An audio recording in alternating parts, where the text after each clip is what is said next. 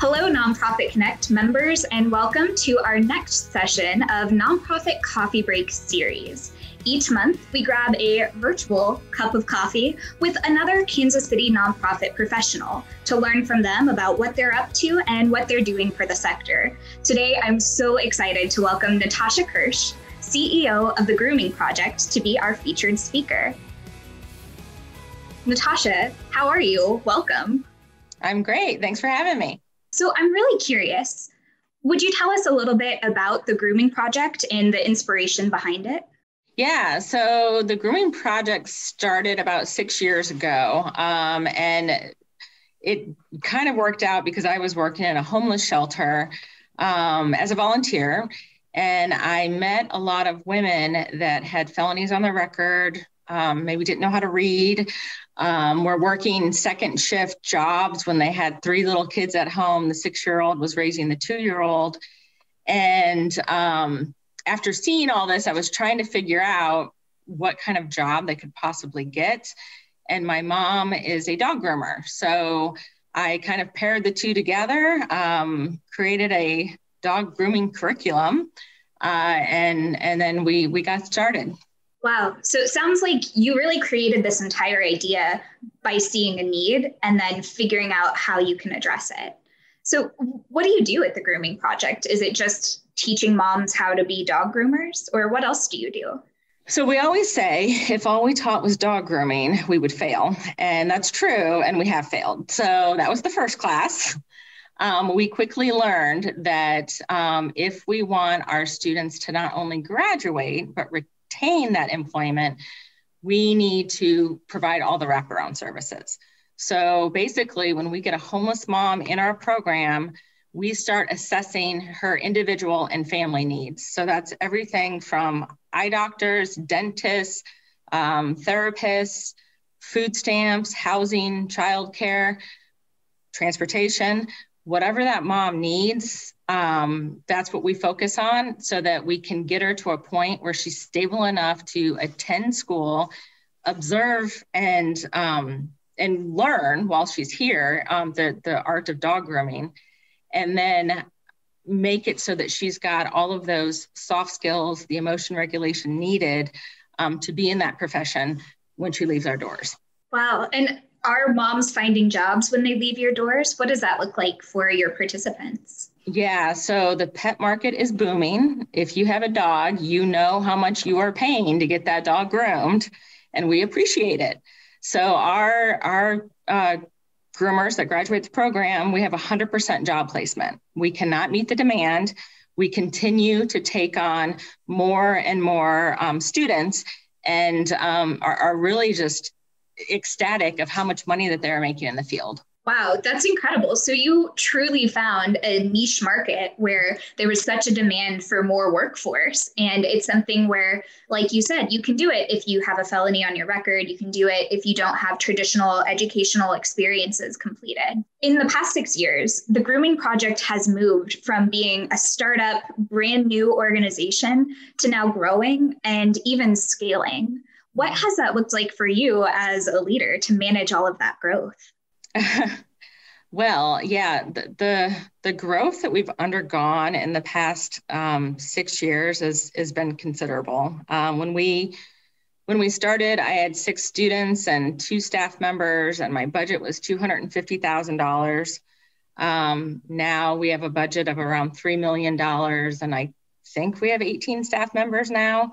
And I think that may be part of the growth, not just for the organization, but has been for me as well.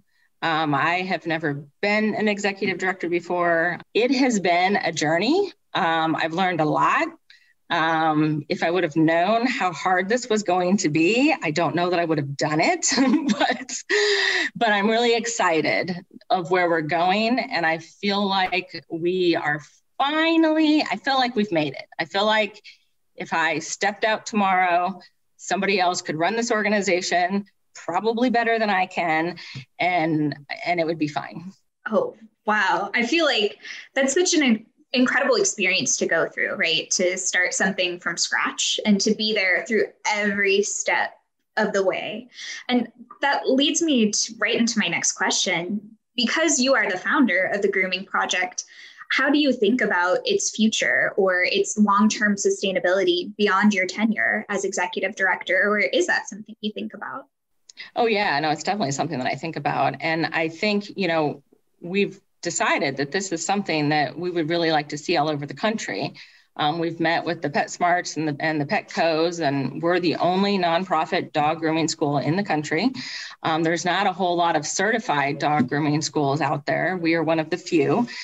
And our feedback has always been that, the program works, and why not try and do this in other markets? So with that in mind, I'm constantly thinking about scaling and expanding and what that looks like and how are we going to do it. I love that. What are some other things that you didn't necessarily think would be part of the path to becoming a stable existing nonprofit? Other surprises that have come out throughout this process over the past 6 years? Well, it's funny because in after our first class, my intention was going into this that we were just a job training program. We were going to teach people how to groom dogs, and then they were going to go out and they were going to groom dogs and they were going to make money. And we realized very quickly, and again, by failure, that the social work component, the emotion regulation, the animal-human bond that plays in all of that is half of what we do. Ooh, so it sounds like you're really an advocate for your clients and for saying that, it's not just learning to be a dog groomer and having this marketable skill. It's also about stable housing. It's about therapy. It's about childcare for your children.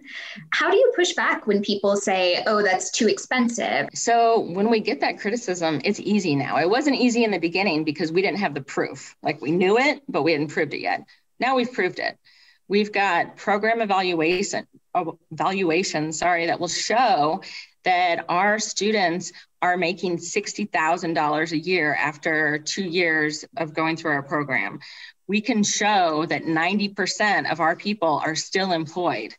And so I think that when people start to see those numbers and then they try and compare that to another program that doesn't have all of those wraparound services, that they can see with their own two eyes that works. That must feel good when you can back something up with proof and say, hey, it may seem like a lot, but it's worth it. Definitely. It's definitely nice to actually see the results on paper now so that we can share those. Natasha, what advice do you have for someone who's looking forward to setting up their own nonprofit? Or what's something you wish you would have known before starting this one? Yeah, I think for people starting their own nonprofit and just from my own experience, it's really important to have a few lead champions, funders, people that can make connections and network if you don't already have all of that money and those connections and that network. Because most foundations, they say that they might give seed money, but it's seed money for new programs. It's not money to start a nonprofit. So you definitely have to bring some money to the table. How did you get connected to your early stage champions? So I actually was at Grand Street Cafe, and I've got about 3 different champions, so I should say, that really kind of help bring in their networks. But my fun story is I was at Grand Street Cafe, and I was actually working there. I was finishing up grad school at UMKC, so I would go there and have a drink and do my homework. And one of the guys over at the other table said, well, maybe we can help you. And I had already learned at that time that the easiest way to scare somebody away was to ask them for money. So I said, well, I'm trying to do this capital campaign to start a nonprofit. And the guy laughed and he said, oh, you need to talk to my buddy over there because he's got a foundation. And he started rattling off names of his friends. And so I called all of his friends the next day and told them that so-and-so sent me. And I get a call from this guy like 3 days later. I don't know how he got my phone number. And he said, well played. And ever since then, he's been my mentor, my biggest fan, and he introduced me to everybody in Kansas City. Natasha, do you have a call to action or a final word of wisdom for everybody in Kansas City? So the best advice that I have ever gotten, and I'll pass this along, it was from my executive coach in graduate school, was if you don't ask, you don't get. And that's all I would say.